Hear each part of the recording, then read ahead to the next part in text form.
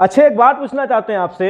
अगर आपके पास अगर मानते हैं कि कोई आदमी आता है, अगर आपका कोई व्रतवारे आ रहा है या तो आपका कहते हैं कि कुटुंब आ रहा है आज देखने के लिए, तो कैसे स्वागत कीजिएगा मालूम है? उसमें मिठाई से क्या हो, गरम गरम पकवान बनाया जाए, रसगुल्ला लाया जाए और 2-3 किस्म का कुछ मिठाई लाकर स्वागत करते हैं व्रतवारी का समय में। लेकिन अगर साइमन इंडिया आया था तो उसका स्वागत हुआ था पता है कैसे? हालताल से पूरा दुकानिया बंद कर दिया था, कह रहे पूरा दुकान बंद करो, ये साइमन आ रहा है, इसको भगाओ यहाँ से। तो कहीं ना कहीं लोगों को बोला go back Simon, go back Simon, यानी वापस जाओ साइमन, वापस जाओ साइमन। कहीं ना कहीं इसका काला झंडा दिखाकर भी प्रतिरोध। Hello guys, welcome back, I am JK Gupta, Safalta coaching centre. तो चले गाइस, टाइम बिना बर्बाद किए हुए साइमन कमीशन की ओर चलते हैं। 1926 तक उधर कहानी बता चुके थे, आज 1927 में एंट्री किए हैं। तो देखिए गाइस, आप मामला क्या है, साइमन का आयोग कैसे गठन हुआ, इसके पहले हम थोड़ा डिस्कस कर लेते हैं। तो देखिए साइमन 1919, याद रखेगा 1919 भारत सरकार अधिनियम में एक व्यवस्था की गई थी जो 10 वर्ष के बाद एक ऐसा आयुक्त नियुक्त किया जाएगा जो इस बात के अधिनियम में कौन कौन से परिवर्तन संभव है। जी हां, यह 1919 में ही भारत सरकार एक अधिनियम जारी कर दिया था, ठीक है, कि बोला कि 10 साल आने वाले 10 साल में एक आयुक्त नियुक्त किया जाएगा जिसमें बताया जाएगा कि मेरे जो संवैधानिक तौर है वह कौन कौन से गलत है, कौन कौन से सही है, वो 10 साल के बाद। लेकिन ऐसा नहीं होता। अब यहां पर क्या होता था, ब्रिटिश प्रधानमंत्री ने समय से पूर्व, हम गुलाम थे ब्रिटिश का, तो ब्रिटिश प्रधानमंत्री क्या किया, समय से पूर्व सर जॉन के नेतृत्व में, जी हां, सर जॉन साइमन के नेतृत्व में 8 नवंबर 1927 को साइमन मिशन का यानी साइमन कमीशन का गठन हुआ। जी हां, अगर पूछा जाए साइमन कमीशन का स्थापना कब हुआ, तो 8 नवंबर 1927 को कहां हुआ था गाइस? लंदन में इसका एक कमीशन का स्थापना हो गया था। जबकि भारत सरकार का कहना था कि 10 वर्ष बाद होना चाहिए कोई भी संवैधानिक आयुक्त का नियुक्ति, लेकिन ऐसा नहीं होता है, वह ब्रिटिश सरकार पहले ही कर देता है जी। और इसके बाद आपको खूबी क्या बताते हैं कि स्थापना तो किया 8 नवंबर 1927 को, लेकिन लंदन में जब स्थापना किया तो इनके सभी सदस्य अंग्रेज थे।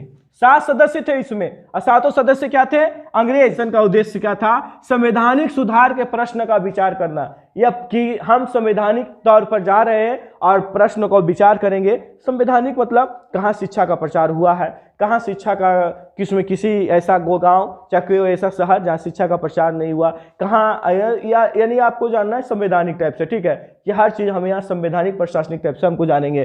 तो संवैधानिक रूप से बोला है सुधार का प्रश्न करना था।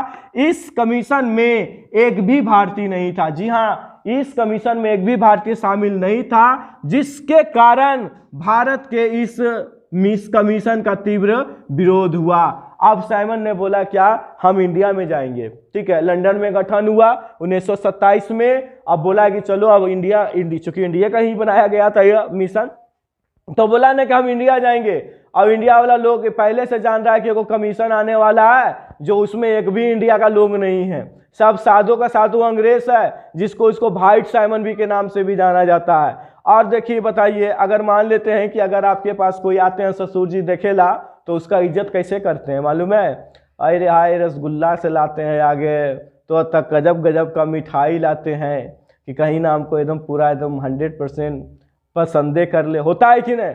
अब साइमन आया तो इसका जानते स्वागत कैसे हुआ था साइमन का? साइमन जब आया इंडिया तो याद रखिएगा 3 फरवरी 1928 को आया था मुंबई में।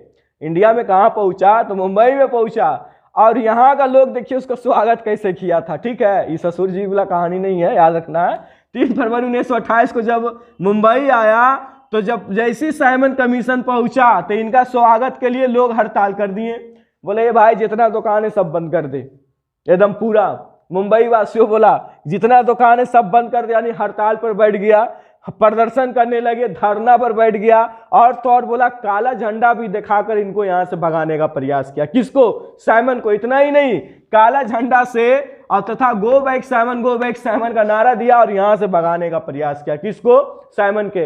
अच्छा बताइए, अगर मान लेते हैं बाई चांस अगर आपके पास आइए जाए कोई ना कोई, तो क्या आप इस टाइप से कीजिएगा, हड़ताल कीजिएगा, प्रदर्शन कीजिएगा और कह दीजिएगा जो घरवा से, तो वो रहेगा बेचारा? बताइए, थोड़ा कल्पना कीजिए। तो बेचारा ससुर जी क्या किए, भाग गए। बोला अब हम यहाँ नहीं रुकेंगे। अब यहाँ से भागता है कहाँ? तो उसके बाद साइमन जो होता है वो पंजाब जाते हैं, यानी लाहौर जाते हैं। उसके बाद साइमन पंजाब जाते हैं और वहां लाहौर में देखिए, जब पंजाब जाते हैं तो वहां का एक वरिष्ठ नेता रहता है, उसका नाम रहता है लाला लाजपत राय। साइमन से झड़प हो जाती है, तो साइमन से झड़प हो जाती है, तो साइमन से जब झड़प हो जाती है ना, तो देखिए यह संवैधानिक रूप से उनसे झड़प हो जाती है। तो झड़प हो जाती है, तभी एक अंग्रेज रहते हैं, उनका नाम रहता है साडर्स। ठीक है, साडर्स क्या करता है, आज्ञा दे देता अपना सिपाहियों को कि मारो उस व्यक्ति को। ठीक है, और साडर्स अब आज्ञा दे देता है लाठीचार्ज का। तो लाठीचार्ज में क्या होता है, लाला लाजपत राय घायल हो जाते हैं। तो लाठीचार्ज कौन सिपाही करता है, तो सिपाही का नाम याद रखिएगा guys, George stock. George stock सिपाही थे जिन्होंने लाला लाजपत राय को मारता है, इतना मारता है कि उनका सर पर ही मारता है और सर से पूरा ब्लड गिरने लगता है, और जिसके कारण वहां का ब्लड जब गिरता है, अब बताइए कोई सर पर बहुत सारा लाठी आपको मार देगा तो अब फट जाए तो क्या बचने का पॉसिबल तो है ही नहीं, ये तो बचने का संभव ही नहीं है मेरे अंदाज से। तो वह क्या हुआ, वहीं पर घायल हो जाता है। यह उनके साथ घटना होती है 17 नवंबर 1928 ईस्वी को। घायल होने के बाद कुछ दिन के बाद उनकी मौत भी हो जाती है, लेकिन मौत से पहले उनका एक कथन होता है, बोलते हैं क्या कि मेरे सिर पर लगी हुई लाठी का एक एक प्रभाव अंग्रेजों का कफन का किल साबित होगा। और वास्तविक में यही हुआ भी था। यह कथन किसका था, यह कथन लाला लाजपत राय होता का है, और कुछ दिनों के बाद उनकी मौत हो जाती है। जब मौत हो जाती है तो इंडिया में उनका जो चेले होते हैं उनका गुस्सा फूट जाता है, और कुछ लोग प्रोग्राम बनाते हैं किसको मारने के लिए, संदर्भ के प्रोग्राम कौन कौन बनाते हैं, तब भगत सिंह, सुखदेव, राजगुरु, चंद्रशेखर आजाद, संदर्भ को 1928 में हत्या कर दिया जाता है।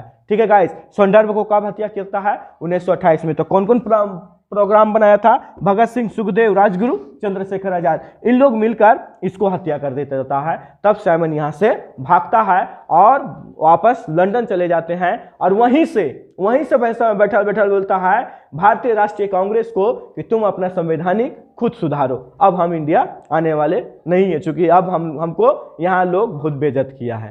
तो अगर वीडियो अच्छा लगा तो लाइक और सब्सक्राइब जरूर कीजिए। धन्यवाद। मिलते हैं 1929 की कहानी में अब।